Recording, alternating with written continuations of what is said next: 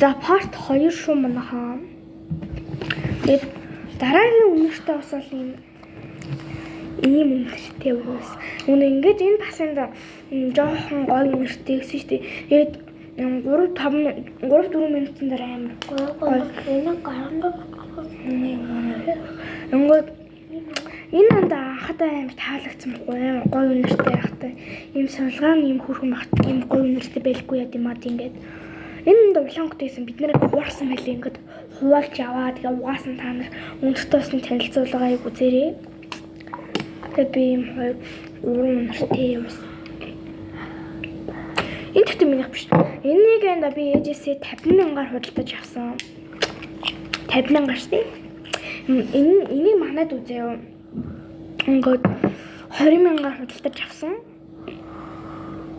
Би нэг 30,000-аар худалдаж авсан. Энэ жижиг. Грамыг болохоор тэгж юм бол үү? Энэ хоёр нийлээ 50 басан. Манай дүүгийнх амар тэлдээ. 30,000 миний 20,000. Тэгээд энэ манай дүү хатаар 10,000 таалгацж байгаа. Йоо бодож суур. За яах вэ? Гэсэн нэг дүү юм чинь л гэж бодлоо.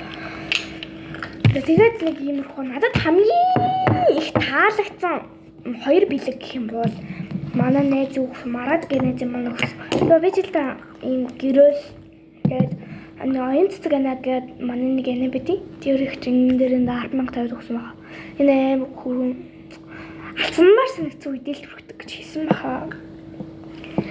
За тэгээд энэ та нар ээдтэй Валентин биш Валентин гэдэг солиорч.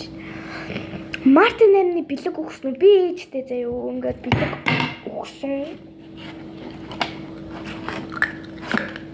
Энэ цагтэлж тэгсэн чи ээж маань өөрөө хамгийн дуртай варанда заяа хийгээд миний цагтлыг ингэж хийгээд тэгээд өгсөн цэцгийг ингэж хийсэн байлээ. Та нар ээжтэй цэцэг өгсөн үү? Доор комент дээр бичээрэй. Би ээжэд нэг сарын нөгөө нэг 3 сарын 8-нд авч өгсөн. За та нар тэгтээ ээжтэй цэцэг авч өгөх гэсэн үү? Тайлбар хэсэг дээр бичээрэй.